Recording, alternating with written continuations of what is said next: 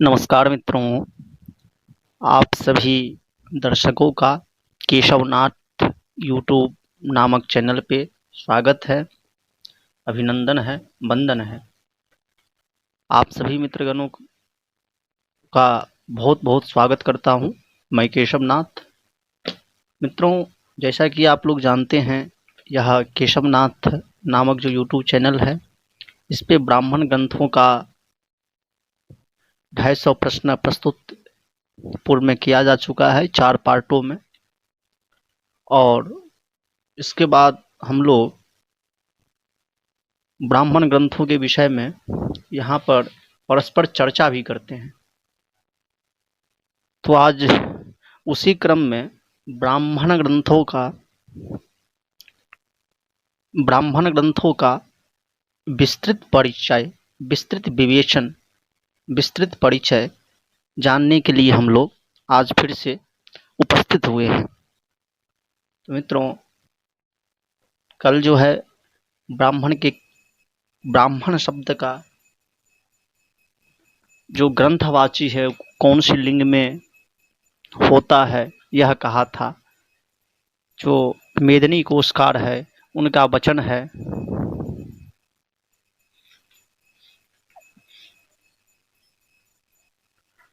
ब्राह्मणम ब्रह्म संघाते वेद भागे नपुंसकम। जो ग्रंथवाची जो ब्राह्मण शब्द है उनका प्रयोग नपुंसक लिंग में होता है, ऐसा कहा था। पुनः पाणिनीय, कात्यायन इत्यादि, भट्टोजी दीक्षित इत्यादि ग्रंथ में भी ब्राह्मणानि का प्रयोग मिलता है। तैत्तरीय संहिता का एक पंक्ति आपके समक्ष प्रस्तुत किया था, एतद् ब्राह्मणान्येव पंचहविंसी। तो ब्राह्मणान्येव जो यह शब्द है उसमें ब्राह्मणानि जो है वह ब्राह्मणानि, ब्राह्मणम ब्राह्मणे ब्राह्मणानि, तो बहुवचन है।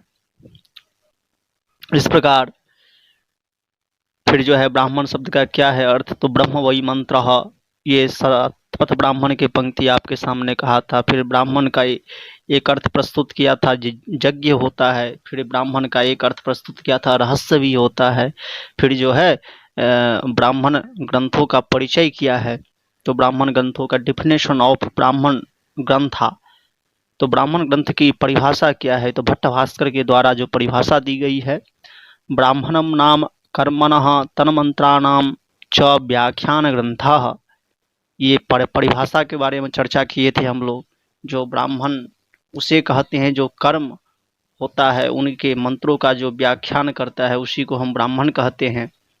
फिर जो है मित्रों, इसी क्रम में हम लोग वाचस्पति मिश्र के द्वारा जो श्लोक लिखा गया है, एक नैऋत्यम यस्य मंत्रस्य विनियोग प्रयोजनम प्रतिष्ठानम विधिश्चैव ब्राह्मणम तदिहोच्यते। ये जो ब्राह्मण के 5 विषय प्रतिपाद्य विषय है, वाचस्पति के अनुसार 5 विषय है प्रतिपाद्य विषय। और सवर स्वामी जो जैमिनी न्यायमाला के भाष्यकार हैं, उनके मत में जो है 10 प्रतिपाद्य विषय है। उनका श्लोक मैं आपसे कहा था, हेतुर्निर्वचनम निंदा प्रशंसा संशयो विधि पुरक्रिया पराकल्प व्यवधारण कल्पना परक्रिया पुराकल्प व्यवधारण कल्पना उपमानम दशयिते तु विधयो ब्राह्मणस्य तु हेतुर्निर्वचनम निंदा प्रशंसा संशयो विधि परक्रिया पुराकल्पो व्यवधारण कल्पना उपमानम दशयिते तु विषयो ब्राह्मणस्य तु। ये 10 विषय जो है साबर स्वामी के भाष्य में मिलता है, और उनके भाष्य जो साबर स्वामी जी हैं उनके भाष्य में मिलता है, और साबर स्वामी जी के द्वारा ये श्लोक लिखा गया है। एक बार आप लोग फिर से सुनिए ये श्लोक।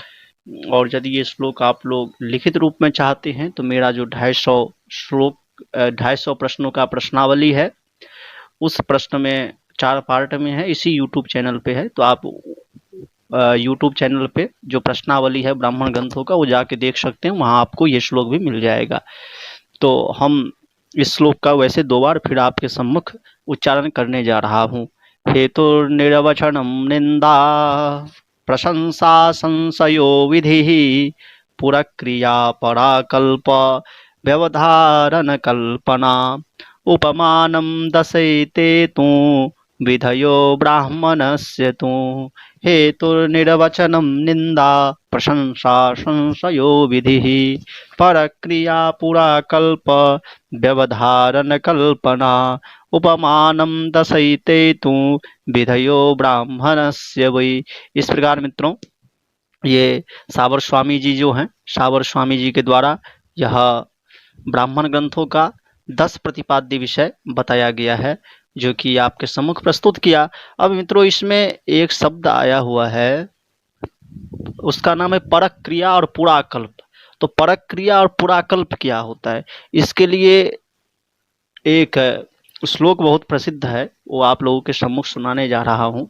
अन्यस्यान्यस्य चोक्तिर्या बुधे प्रोक्ता पुराकृतिः अन्यस्य अन्यस्यान्यस्य चोक्तिर्या बुधे प्रोक्ता पुराकृतिः यो ह्यत्यन्तपरोक्षार्थः स पुराकल्प उच्यते।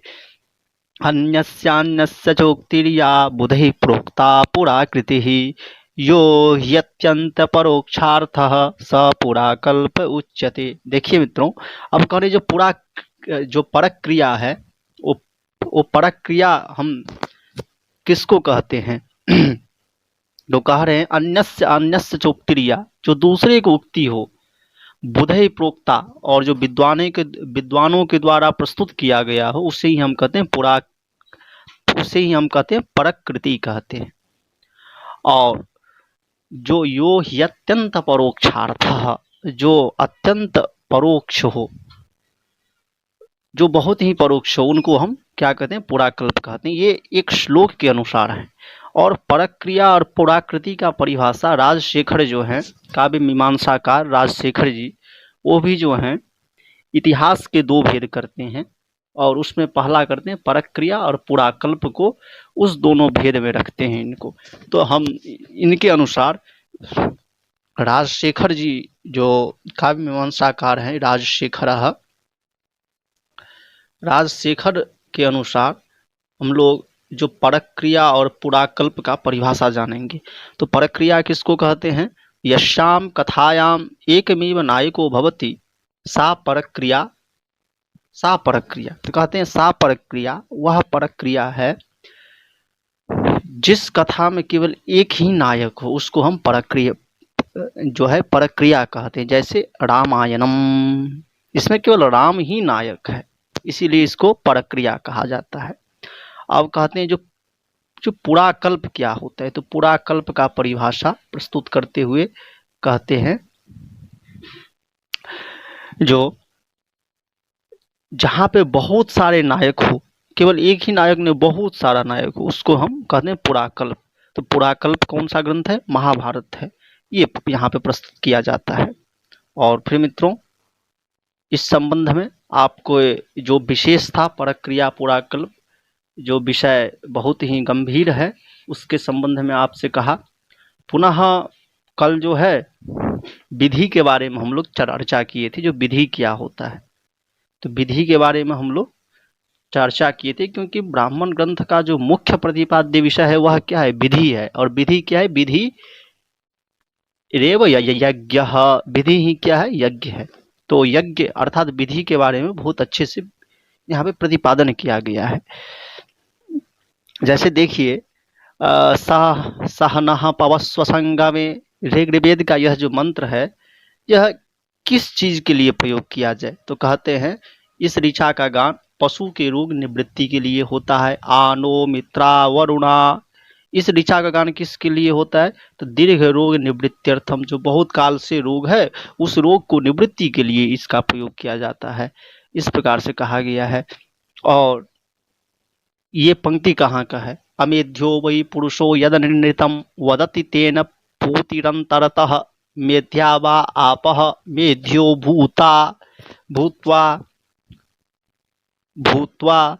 व्रतमुपायानीति पवित्रं वा आपः पवित्रपूतो व्रतमुपायानीति तस्माद् वा उपस्पृशति। ये जो है पंक्ति कहाँ का है? तो शतपथ ब्राह्मण का ये पंक्ति है।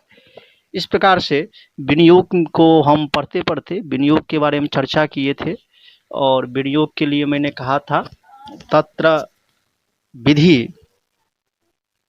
फिर जो है हम विधि के बारे में चर्चा किए थे। तो विधि, यज्ञ रेव विधि, यज्ञ को ही विधि कहा जाता है। वह विधि का परिभाषा क्या है? विधि का परिभाषा क्या होता है? तो कहते हैं अज्ञातार्थक ज्ञापको वेद भागो विधि।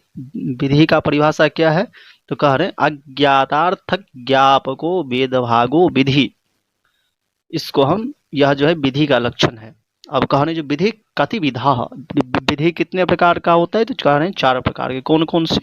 तो उत्पत्ति विधि होता है, विनियोग विधि होता है, अधिकारी विधि होता है, प्रयोग विधि होता है। फिर सारे विधियों को कल हम लक्षण पढ़े थे। तो पहला कौन सा था? तो पहला था उत्पत्ति विधि, तो उनका हम लोग लक्षण पढ़े थे। तत्र कर्म स्वरूप मात्र बोधको विधि उत्पत्ति विधि। और फिर इनका जथा में था अग्निहोत्रम जुहोति इति। विनियोग विधि का था अंग प्रधान संबंध बोधको विधि विनियोग विधि, जैसे दधना जुहोति। इस प्रकार से जो है विनियोग विधि के लक्षण हम कल पढ़े थे। और अधिकारी विधि का क्या लक्षण है? कर्मजन्य फल साम्य बोधको विधि अधिकारी विधि। प्रयोग विधि का क्या क्या लक्षण है? प्रयोग प्राशुभाव बोधको विधि प्रयोग विधि। नियम विधि का क्या लक्षण है? नाना साध्य साधन क्रियायाम एक साधन प्राप्तो अप्राप्तस्य अपर साधनस्य प्रापको विधि नियम विधि यथा यजेत स्वर्ग कामः। ये नियम विधि का लक्षण है और उनका उदाहरण भी है। अब हम चलते हैं परिसंख्या विधि। तो परिसंख्या विधि का लक्षण है ब्राह्मण ये नहीं, परिसंख्या विधि का लक्षण है, परिसंख्या विधि का लक्षण है उभयोः युगपत प्राप्तो इतर व्यावृत्ति परो विधि परिसंख्या विधि। परिसंख्या विधि का लक्षण है उभयोः युगपत प्राप्तो इतर व्यावृत्ति परो विधि परिसंख्या विधि। जैसे पंच पंच नखाः भक्ष्याः, जैसे पंच पंच नखाः भक्ष्याः, ये है। अर्थवाद का लक्षण है प्राशस्त निंदान्य तर परम वाक्यम अर्थवादः। यहाँ तक कल हम लोग चर्चा किए थे। और फिर निरुक्त इत्यादि जो निर्वचन है उनका भी वर्णन किया गया था, इत्यादि वर्णन यहाँ पे किया गया था।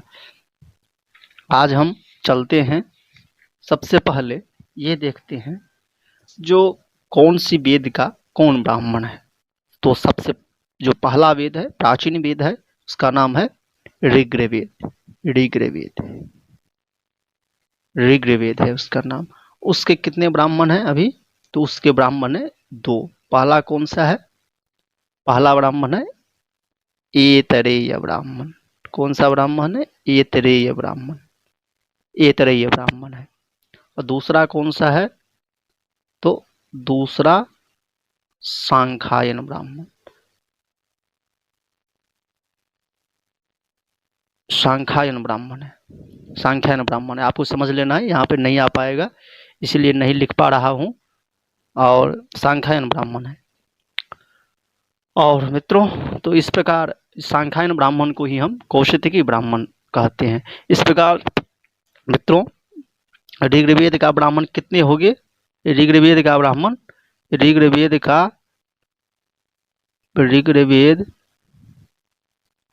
का ब्राह्मण 2 ही है, केवल 2 ही है, 2 ही है। ऋग्वेद के ब्राह्मण कितने हैं? 2 ही हैं, केवल 2 है। अर्थात ऋग्वेद का ब्राह्मण केवल 2 है, 2 ही है, केवल 2 है केवल। ठीक है, तो ऋग्वेद के ब्राह्मण कितने हैं? 2 है केवल। कौन कौन से? पहला है ऐतरेय ब्राह्मण। पहला ब्राह्मण कौन सा है? तो ऐतरेय ब्राह्मण है। दूसरा कौन सा है? सांख्यायन ब्राह्मण। इस प्रकार हम समझ सकते हैं। अब हम फिर जो है अब चलते हैं, आगे बढ़ते हैं। आगे आता है शुक्ल यजुर्वेद। शुक्ल यजुर्वेद के कौन सा ब्राह्मण है? शुक्ल यजुर्वेद का शतपथ ब्राह्मणम। कौन सी ब्राह्मण? शतपथ ब्राह्मण। कौन सा ब्राह्मण है? शतपथ ब्राह्मण, शतपथ ब्राह्मणम, शतपथ ब्राह्मण है। अब हम चलते हैं ऋग्वेद, शुक्ल यजुर्वेद का शतपथ ब्राह्मण है। कृष्ण यजुर्वेद का कौन सा ब्राह्मण है? कृष्ण यजुर्वेद का तैत्तरीय ब्राह्मण। कौन सा ब्राह्मण है? उनका ब्राह्मण है तैत्तिरीय ब्राह्मणम। कृष्ण यजुर्वेद के तैत्तरीय ब्राह्मण है, तैत्तरीय ब्राह्मण। और फिर चलते हैं हम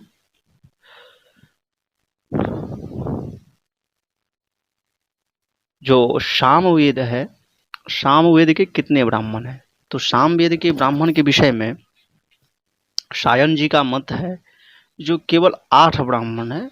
अर्थात सायन भाष्य में सायन जी ने सामवेद के ब्राह्मण का चर्चा किए हैं, वहां पे 8 ब्राह्मणों का चर्चा वो किए हैं।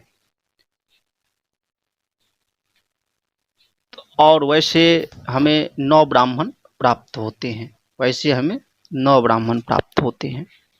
तो सायन जी के द्वारा श्लोक बहुत अच्छा दिया गया है, वह श्लोक हम आपको सुनाने जा रहे हैं। उसमें कहा गया, स्पष्ट कहा गया है, अष्टौ ही ब्राह्मण ग्रंथाः, 8 ही ब्राह्मण ग्रंथ है। केवल कितने ब्राह्मण ग्रंथ है? 8 ब्राह्मण ग्रंथ है, ज्यादा नहीं। क्या कह रहे हैं? 8 ब्राह्मण ग्रंथ है। और वह किनका? तो सामवेद का। लेकिन वैसे हम जब गिनते हैं तो 9 ब्राह्मण ग्रंथ हमें प्राप्त होता है, 9 ब्राह्मण ग्रंथ हमें प्राप्त होता है। तो ये मैं आपको यहाँ पे पूरा श्लोक सुनाने जा रहा हूँ। अष्टौ हि ब्राह्मण ग्रंथाः प्रौढं ब्राह्मणमादिमं षड्विंशाख्यं द्वितीयं स्यात् ततः सामविधिर्भवेत् आर्षेयं देवताध्यायो भवेदुपनिषत् ततः उपनिषत् तथा संहितोपनिषदवंशो ग्रन्था अष्टावितीरिताः अष्टौ हि ब्राह्मणग्रन्थाः प्रौढं ब्राह्मणमादिमं षड्विंशाख्यं द्वितीयं स्यात् ततः सामविधिर्भवेत् आर्षेयं देवताध्यायो भवेदुपनिषत् ततः संहितोपनिषद्वंशो ग्रन्था अष्टावितीरिताः अष्टौ हि ब्राह्मणग्रन्थाः प्रौढं ब्राह्मणमादिमं षड्विंशाख्यं द्वितीयं स्यात् ततः सामविधिर्भवेत् आर्षेयं देवताध्यायो भवेदुपनिषत् ततः संहितोपनिषदवंशो ग्रंथा अष्टावितीरिताः। मित्रों, आप लोग ध्यान पूर्वक 2 बार और मैं गाऊंगा श्लोकों को, आप लोग सुनिए। अष्टो ब्राह्मण ग्रंथाः प्रौढं ब्राह्मणमादिमं षड्विंशाख्यं द्वितीयं स्यात् ततः सामविधिर्भवेत् आर्षेयं देवताध्यायो भवेद् उपनिषत् ततः संहितोपनिषद्वंशो ग्रंथा अष्टावितीरिताः। इसमें कहा जा रहा है अष्टो ही ब्राह्मण ग्रंथाः, 8 जो है वह ब्राह्मण ग्रंथ है। प्रौढ़म ब्राह्मण आदिमम, और प्रौढ़ ब्राह्मण जो है आदि ब्राह्मण, सबसे पहला ब्राह्मण है। और प्रौढ़ ब्राह्मण को ही हम तांड्य ब्राह्मण भी कहते हैं, महाब्राह्मण भी कहते हैं, पंचविंश ब्राह्मण भी कहते हैं। ये आप लोग ध्यान दीजिएगा। जो प्रौढ़ ब्राह्मण है, जो सबसे पहला ब्राह्मण है, उसका कितने नाम है? 3 नाम है। कौन कौन? प्रौढ़ ब्राह्मण, तांड्य ब्राह्मण, पंचविंश ब्राह्मण और महाब्राह्मण, 4 नाम है। इनको हम 4 नामों से जानते हैं। फिर कह रहे हैं षड्विंशाख्यम द्वितीयम स्यात्, षड्विंश ब्राह्मण द्वितीय ब्राह्मण है। ततः सामविधिर्भवेत्, उसके बाद साम विधानम, साम विधि ब्राह्मण आते हैं। ततः सामविधिर्भवेत् आर्षेयम देवताध्यायो, उसके बाद जो है आर्षीय ब्राह्मण आता है, फिर देवताध्याय ब्राह्मण आता है, फिर उपनिषद ब्राह्मण आता है, फिर संहितोपनिषद ब्राह्मण आता है। ये 8, फिर 8वां वंश ब्राह्मण है। अर्थात मित्रों सायन के अनुसार केवल 8 ब्राह्मण है जो कि श्लोक में प्रतिपादन किया गया है। फिर से मैं आपके समक्ष ये श्लोक प्रस्तुत करने जा रहा हूँ। अष्टौ हि ब्राह्मण ग्रंथाः प्रौढ़ं ब्राह्मणमादिमं षड्विंशाख्यं द्वितीयं स्यात् ततः सामविधिर्भवेत् आर्षेयं देवताध्यायो भवेदुपनिषत् ततः संहितोपनिषद्वंशो ग्रंथाः अष्टावितीरिताः। समझ सकते हैं आप लोग। फिर से एक बार श्लोक सुनाता हूँ। अष्टौ हि ब्राह्मण ग्रंथाः प्रौढ़ं ब्राह्मणमादिमं षड्विंशाख्यं द्वितीयं स्यात् ततः सामविधिर्भवेत् आर्षेयं देवताध्यायो भवेदुपनिषत् ततः संहितोपनिषद्वंशो ग्रंथा अष्टावितीरिताः। अब हम चलते हैं। ये 8 ब्राह्मण सामवेद का है इनके अनुसार और सायन जी के अनुसार, और वैसे यदि हम गणना करते हैं तो इनके 9 ब्राह्मण मिलते हैं, इनके 9 ब्राह्मण मिलते हैं वैसे। तो हम लोग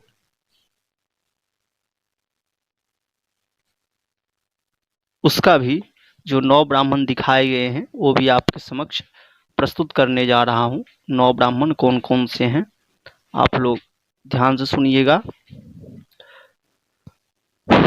पहला है तैत्तरीय ब्राह्मण, तांड्य ब्राह्मण, षड्विंश ब्राह्मण, सामविधान ब्राह्मण, आर्षीय ब्राह्मण और आर्षीय ब्राह्मणम, देवत ब्राह्मणम, उपनिषद ब्राह्मणम, संहितोपनिषद ब्राह्मण, वंश ब्राह्मण, जैमिनीय ब्राह्मणम, सामवेदीयम, गोपथ ब्राह्मण जो है यह अथर्ववेद का ब्राह्मण है, गोपथ ब्राह्मण।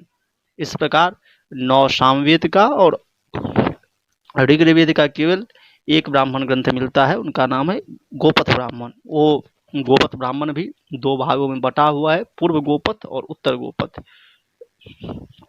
उसमें भी जो पूर्व गोपथ है उसमें 5 प्रपाठक है और द्वितीय उत्तर गोपथ जो है उनमें 6 प्रपाठक है। ये आप ध्यान रखिएगा। क्या कहा मैंने कहा जो पूर्व गोपथ में 5 प्रपाठक है और उत्तर गोपथ में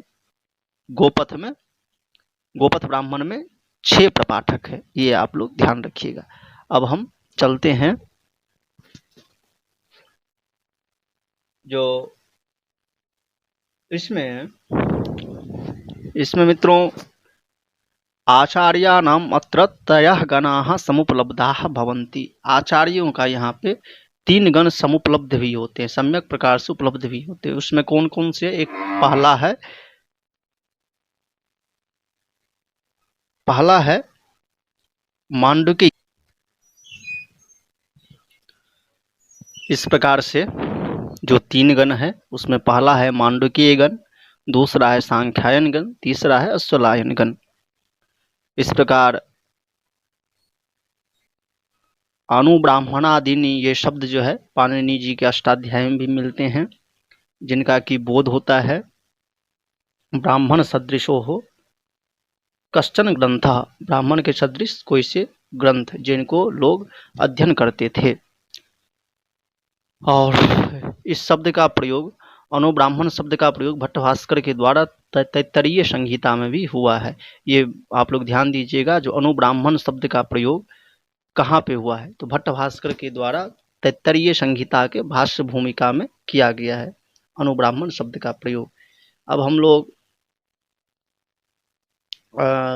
जो है चलते हैं,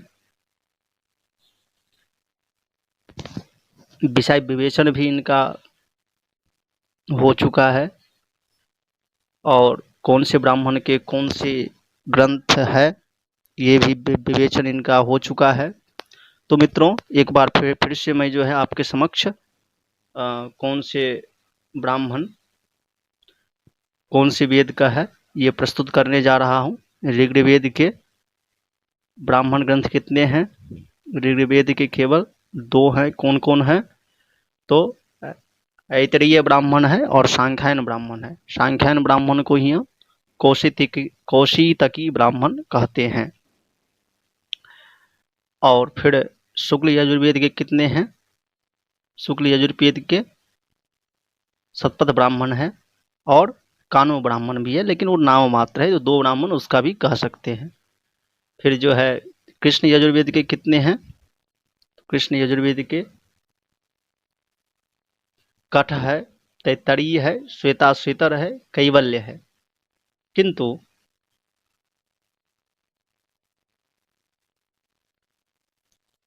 मित्रों, इसमें केवल ब्राह्मण ग्रंथों में मिलता जो है वह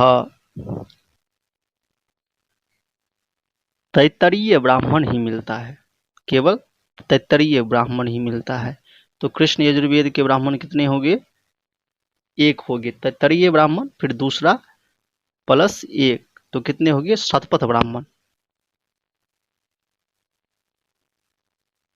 नहीं, शतपथ ब्राह्मण तो केवल जो है उनका है, शुक्ल यजुर्वेद का है, कानो शाखीय और माध्यन्दिनी शाखीय। तो इसमें जो है केवल 1 ही ब्राह्मण होगा। अब हम चलते हैं तीसरा जो वेद है सामवेद। सामवेद के कितने ब्राह्मण हैं? सायन के अनुसार सामवेद का ब्राह्मण गिनने पर 9 होते हैं और सायन के अनुसार 8 ब्राह्मण होता है। और उस 8 ब्राह्मण जो है वो श्लोक भी आपको सुनाया था, उस श्लोक याद कर लीजिएगा। अष्टो हि ब्राह्मण ग्रंथाः प्रौढ़ं ब्राह्मणमादिमं षड्विंशाख्यं द्वितीयं स्यात् ततः सामविधिर्भवेत् आर्षेयं देवताध्यायो भवेदुपनिषत्ततः संहितोपनिषत् वंशो ग्रंथा अष्टावितीरिताः। ये हो गया। तो ये सायन के अनुसार सामवेद का सायन साम दोनों आप लोग याद रखिएगा। कितने ब्राह्मण हैं? 8 ब्राह्मण है केवल। कितने ब्राह्मण है? 8 ब्राह्मण सायन के अनुसार। और वैसे गिनने पर सामवेद के 9 ब्राह्मण होते हैं, 9 ब्राह्मण होते हैं वैसे गिनने पर। ये आप लोग स्पष्ट रूप से ध्यान दीजिएगा। अब हम चलते हैं शतपथ ब्राह्मण के विषय में। जो और एक ब्राह्मण छूट गया, उसका है गोपथ ब्राह्मण। यह अथर्ववेद का ब्राह्मण है और यह 2 भागों में विभक्त है, पूर्व गोपथ और उत्तर गोपथ। ये आप लोग ध्यान दीजिएगा। अब हम चलते हैं ब्राह्मण ग्रंथों के विषय पर चर्चा करते हैं। और उसमें पहला जो ऋग्वेद का ब्राह्मण है उसका नाम है ऐतरेय ब्राह्मणम। क्या नाम है? ऐतरेय ब्राह्मणम। ऐतरेय ब्राह्मणम, ऐतरेय ब्राह्मणम है। अब इसके जो है कितने अध्याय है, क्या है, उसके बारे में डिटेल आपके सामने समक्ष प्रस्तुत करने जा रहा हूं। पहले इसमें जो है 40 अध्याय है, 40 अध्याय है। फिर 8 पंचिकाएं हैं, प्रत्येक पंचिका में 5-5 अध्याय है, तो अर्थात 8 गुने 5 तो बराबर 40 अध्याय हो गया। तो मतलब कहने का तात्पर्य ये है, ऐतरेय ब्राह्मण में 40 अध्याय है। इसमें 8 पंचिकाएं हैं, प्रत्येक पंचिका में 8-8 अध्याय। प्रत्येक पंचिका में 8 पंचिका है, प्रत्येक पंचिकाएं में 5-5 अध्याय है। तो मतलब 8 से यदि 5 का गुना करेंगे तो 40 होगा। और महानुभावों, मित्रगण, इसमें जो सबसे प्रमुख उपाख्यान है, आख्यान है, वह सप्तम पंचिका में जो है 31 अध्याय से लेकर के 33वें अध्याय तक सुनः शेप का आख्यान वर्णन किया गया है। और ये आप लोग चरे वेती ये 2 बार जो है आप लोग सुनते होंगे, चरे वेती। यह जो चरे वेती प्रसिद्ध पंक्ति है, यह इसी सप्तम पंचिका के 31वें से 33वें अध्याय तक प्रस्तुत किया गया है। और सुनः शेप आख्यान ऐतरेय ब्राह्मण के 31वें से सप्तम पंचिका के 31वां से लेकर के 33वें अध्याय में वर्णित है। और मित्रों, इस ब्राह्मण के रचयिता जो हैं वह महीदास ऐतरेय हैं। इस ब्राह्मण के रचयिता कौन है? महीदास ऐतरेय हैं। अब हम लोग ब्राह्मण ग्रंथ जो है ऐतरेय ब्राह्मण, उसके प्रायः हम ये जान लिए इसमें कितने अध्याय है, कितने पंचिका है, कितने पंचिका है, कितने, ये सब जान लिए। कौन से आख्यान प्रसिद्ध है ये जान लिए, और वह उपाख्यान कौन सी पंचिका में है, 7वें पंचिका में है, ये हम जान लिए। और ये शतपथ ब्राह्मण जो है, ये ऐतरेय ब्राह्मण जो है बहुत ही प्रसिद्ध है, ये भी हम जान लिए। अब हम चलते हैं ऐतरेय ब्राह्मण के जो विषयगत वर्णन है, प्रत्येक पंचिका में क्या क्या वर्णन है उसको हम लोग देखेंगे। तो हम लोग चलते हैं पहले ऐतरेय ब्राह्मण का जो विशिष्ट, जो मैं विस्तृत परिचय जो कह रहा था, वह विशिष्ट परिचय आपके समक्ष प्रस्तुत करने जा रहा हूँ। ऐतरेय ब्राह्मण जो है मित्र, वह बहुत प्रसिद्ध ब्राह्मण है। और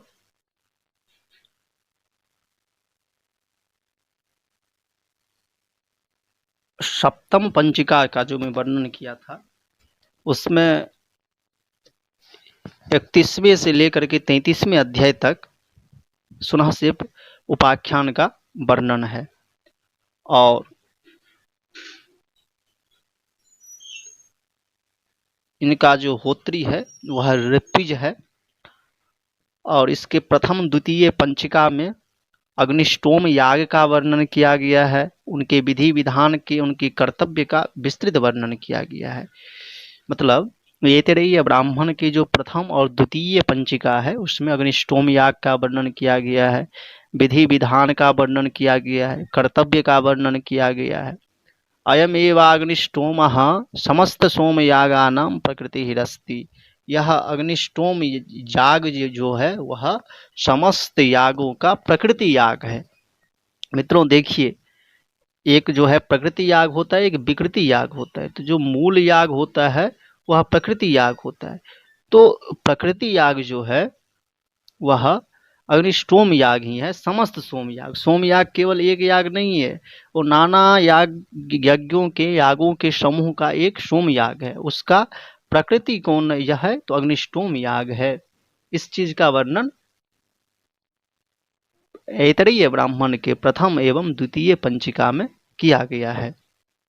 तृतीय चतुर्थ पंचिका में जो है प्रातः सवन का वर्णन किया गया है, मध्याह्न सवन का, माध्याह्न दिन सवन का वर्णन किया गया है, सायं सवन का वर्णन किया गया है, और उसमें प्रयोग होने वाले शास्त्रों का वर्णन किया गया है। और साथ में जो है अग्निष्टोम की जो विकृति है, मैंने कहा था ना, जो प्रकृति और विकृति याग होता है, तो जो अग्निष्टोम के विकृति याग है उसका नाम है उक्थ्य, अतिरात्र, षोडशी। इन तीनों जो है विकृति याग है, इसका वर्णन भी यहाँ पे संक्षिप्त रूप में दिया गया है।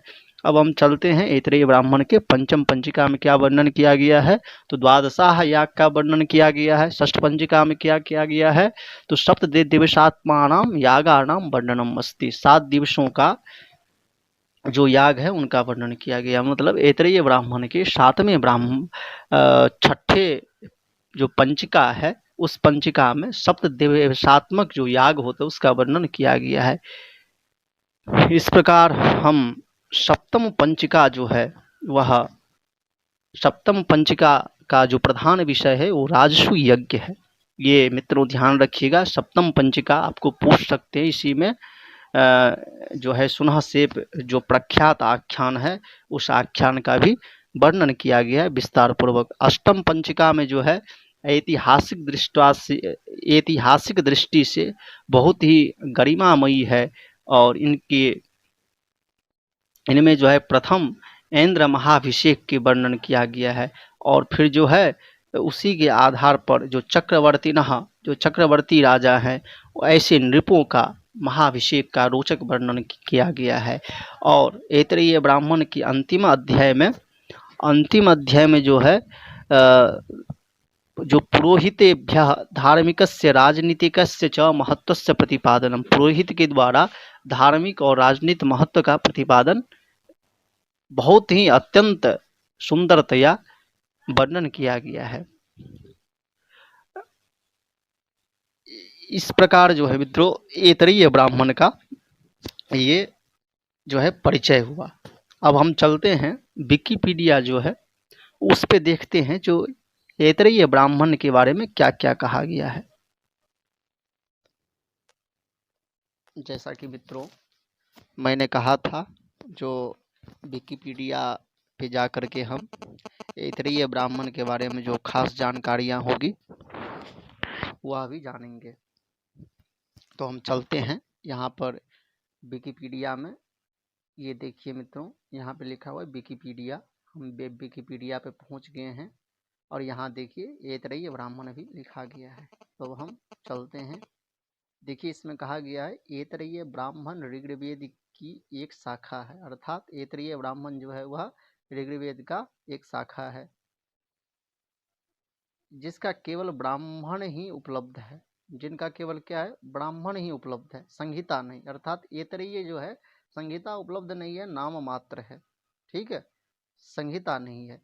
ऐतरेय ब्राह्मण ऋग्वेदीय ब्राह्मण, ऐतरेय ब्राह्मण जो है वो ऋग्वेदीय ब्राह्मणों में अपनी महत्ता के कारण प्रथम स्थान रखता है। यह ब्राह्मण होत्र कर्म से संबंध विषयों का बड़ा ही पूर्ण परिचायक है, यही इसका महत्व है। इस ब्राह्मण के अन्य अंश भी उपलब्ध होते हैं। ऐतरेय आरण्यक तथा ऐतरेय उपनिषद कहलाते हैं। अब हम चलते हैं अध्याय एवं सामग्री देखते हैं। तो इसमें देखिए स्पष्ट कहा गया है ऐतरेय ब्राह्मण में 40 अध्याय है। ऐतरेय ब्राह्मण में कितनी अध्याय है, 40 अध्याय है। इसमें प्रत्येक 5 अध्यायों को मिलाकर एक पंचिका बनता है। इसमें प्रत्येक 5 अध्यायों को मिलकर के क्या होता है, एक पंचिका का निर्माण होता है। और प्रत्येक अध्याय के विभाग को हम कंडिका कहते हैं। इस प्रकार पूरे ग्रंथ में 8 पंचिका, 40 अध्याय, 285 कंडिकाएं हैं। अर्थात इसमें क्या क्या है, 285 कंडिकाएं हैं, 40 अध्याय हैं, और 8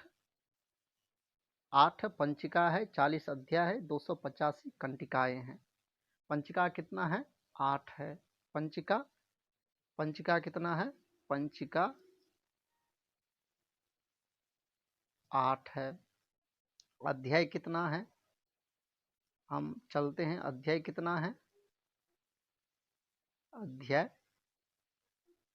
40 है। अध्याय कितना, अध्याय बराबर 40। और फिर इसमें कंडिकाएं कितना है,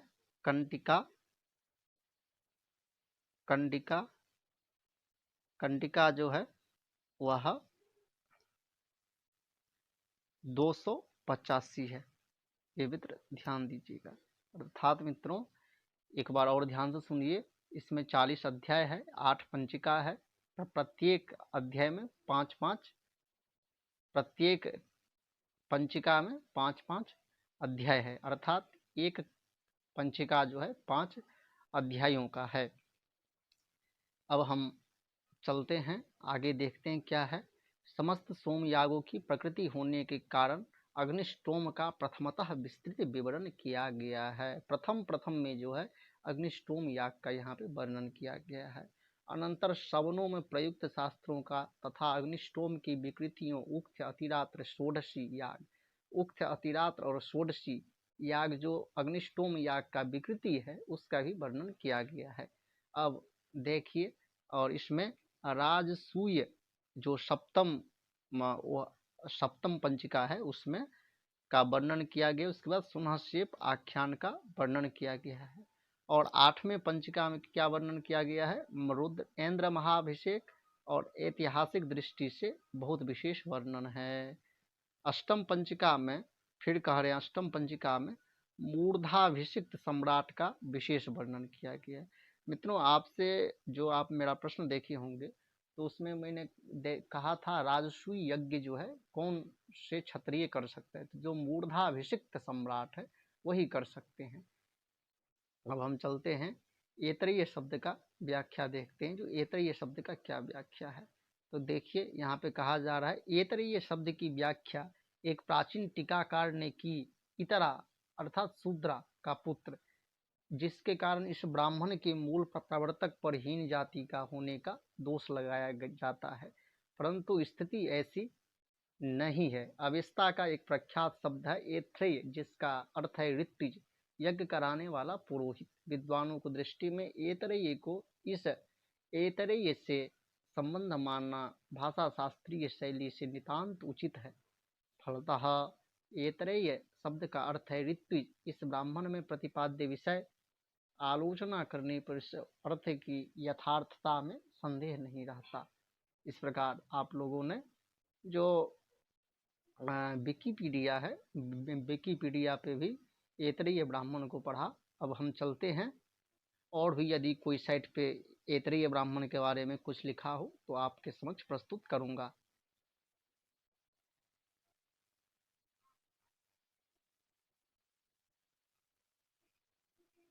देखिए मित्रों, अब हम भारत कोश करके हैं,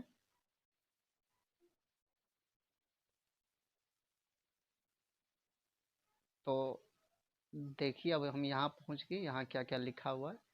ऐतरेय ब्राह्मण ऋग्वेद के साकल शाखा से संबंध है, अर्थात ऐतरेय ब्राह्मण का जो है ऋग्वेद के साकल शाखा के साथ संबंध है। इसमें 8 खंड है। यहाँ पे खंड दिया हुआ है, लेकिन इसमें खंड नहीं होता है, पंचिकाएं होता है। यहाँ पे थोड़ा सा जैसा भी है अपना ठीक है, लेकिन यहाँ पे पंचिका करना चाहिए। 40 अध्याय है, 285 कंडिकाएं हैं। इसकी रचना महिदास ऐतरेय द्वारा की गई थी। इसकी रचना जो है महिदास ऐतरेय द्वारा की गई थी, जिस पर सायणाचार्य ने अपने भाष्य लिखा था। इस पे सायणाचार्य ने क्या किया था? अपना भाष्य लिखा था। इस ग्रंथ से यह पता चलता है कि उस समय पूर्व में विदेह जाति का राज्य था, जबकि पश्चिम में नीच और अपाच्य राज्य थे। उत्तर में कुरु, उत्तर में मद्र और दक्षिण में भोज राज्य था। देखिए मित्रगण, यहाँ पे एक नवीन विषय का हमें मालूम चलता है। यहाँ पे कहा जा रहा है जो इसमें नीच और अपाच्य राज्य थे। उत्तर में कौन से राज्य थे? कुरु थे। उत्तर में कौन सा था? मद्र था, तथा दक्षिण में भोज राज्य था। ऐतरेय ब्राह्मण में राज्याभिषेक के नियम दिए गए। इसके नियम अंतिम भाग में पुरोहित का विशेष महत्व निरूपित किया गया है। अर्थात ऐतरेय ब्राह्मण के अंतिम भाग में पुरोहित का बहुत विशेष महत्व प्रतिपादन किया गया है। ऋग साहित्य में 2 ब्राह्मण ग्रंथ हैं। पहले का नाम ऐतरेय ब्राह्मण है, दूसरे का नाम सांख्यायन अथवा कौशितकी ब्राह्मण है। दोनों ग्रंथों का अत्यंत घनिष्ठ संबंध है। यत्र तत्र एक ही विषय की व्याख्या की गई है, किंतु एक ब्राह्मण में दूसरे ब्राह्मण में विपरीत अर्थ प्रकट किया गया है। कौशितकी ब्राह्मण में जिसे अच्छे ढंग से विषयों की व्याख्या की गई है, उस ढंग से ऐतरेय ब्राह्मण में नहीं। ऐतरेय ब्राह्मण में पिछले 10 अध्यायों में जिन विषयों की व्याख्या की गई वे कौशितकी में नहीं है, किंतु अभाव को सांख्यायन सूत्रों में पूरा किया गया है। आजकल ऐतरेय ब्राह्मण उपलब्ध हैं, उसमें कुल 40 अध्याय है। इन 8 पंचिकाओं में विभाग हुआ है। सांख्यायन ब्राह्मण में 30 अध्याय है। सांख्यायन ब्राह्मण में 30 अध्याय है। ऐतरेय ब्राह्मण का प्रवचनकर्ता, पारंपरिक दृष्टि से ऐतरेय ब्राह्मण के प्रवचनकर्ता ऋषि महिदास ऐतरेय हैं, और यह सदगुरु शिष्य ने महिदास को किसी याज्ञवल्क्य नाम की इतरा द्वितीय नामनी भार्या का पुत्र बतलाया है। ऐतरेय आरण्यक के भाष्य में सदगुरु शिष्य ने इस नाम की व्युत्पत्ति भी दी। सायन ने अपने भाष्य के उपोद्घात में इसी प्रकार आख्यायिका दी है, जिसके अनुसार किसी महर्षि की अनेक पत्नियों में से एक का नाम इतरा था। महिदास उसी के पुत्र थे। पिता की उपेक्षा से खिन्न होकर महिदास ने अपनी कुल देवता भूमि की उपासना की, जिसकी अनुकंपा से उन्हें ऐतरेय ब्राह्मण के साथ ही ऐतरेय आरण्य का भी साक्षात्कार किया। भट्ट भास्कर के अनुसार ऐतरेय के पिता का नाम ऋषि इतर था। स्कंद पुराण में प्राप्त आख्यान के अनुसार ऐतरेय के पिता हारित ऋषि के वंश में उत्पन्न ऋषि मांडुकी थे। छांदोग्य उपनिषद के अनुसार महिदास को 116 वर्ष की आयु प्राप्त था।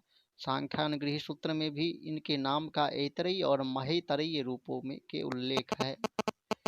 कतिपय पश्चात मनीषियों ने अवेस्ता में ऋत्विक के अर्थ में प्रयुक्त अथ्रेय शब्द से ऐतरेय का साम्य स्थापित करने की चेष्टा की है। इस साम्य से सिद्ध हो जाने पर ऐतरेय की स्थिति भारोपीय कालिक हो जाता है। हॉग और खोंदा सदृश पश्चात विद्वानों की धारणा है कि संपूर्ण ऐतरेय ब्राह्मण किसी एक व्यक्ति अथवा काल की रचना नहीं है।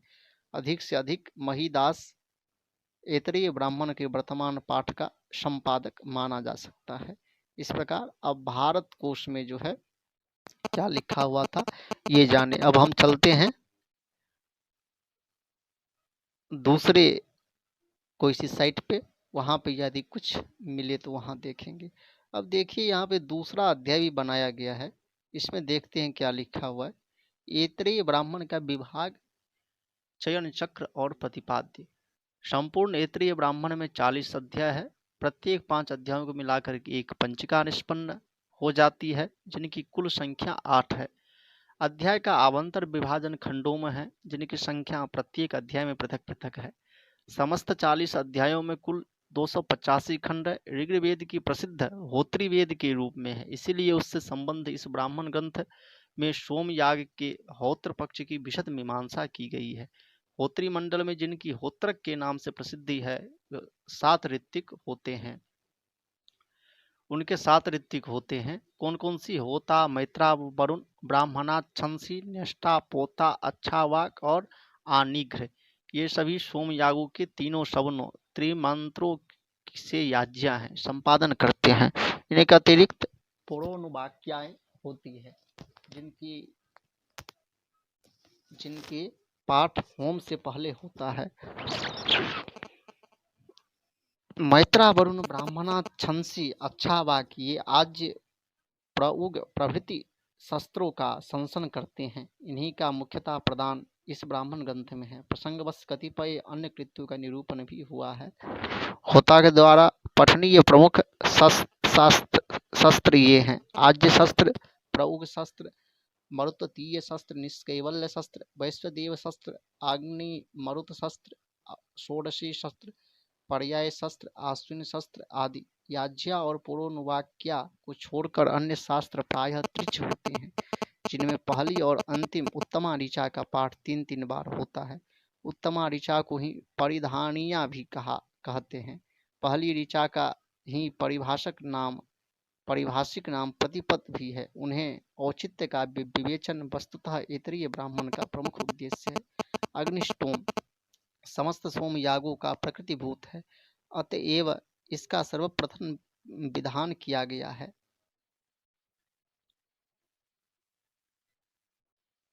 जो पहली पंचिका से लेकर के तीसरी पंचिका के 5वें खंड तक है, यह एक दिन का प्रयोग है। सुत्या दिन की दृष्टि से सामान्यतः इसके अनुष्ठान में कुल 5 दिन लगते हैं। इसके अनंतर अग्निष्टोम की विकृतियां, उक्त क्रतु, षोडशी और अतिरात्र का वर्णन चतुर्थ पंचिका के द्वितीय अध्याय के 5म खंड तक है। इसके पश्चात 17 यागों का विवरण, जो ऐतरेय ब्राह्मण तांड्यादि अन्य ब्राह्मणों की अपेक्षा कुछ कम विस्तार से है। 17 यागों में गवामयन तथा चतुर्थ पंचिकागत दूसरे अध्याय के 6ठ खंड से तीसरे अध्याय पर्यंत 8म खंड तक निरूपण है। अंगिरसामयन और आदित्य नामयन नामक 17 याग भी इसी मध्य आ गए हैं। 5वीं पंचिका में विभिन्न द्वादशाह संज्ञक सोम यागों का निरूपण है। इसी पंचिका में अग्निहोत्र भी वर्णित है। 6ठी पंचिका में सोम यागों से संबंध प्रकीर्ण विषयों का विवेचन है।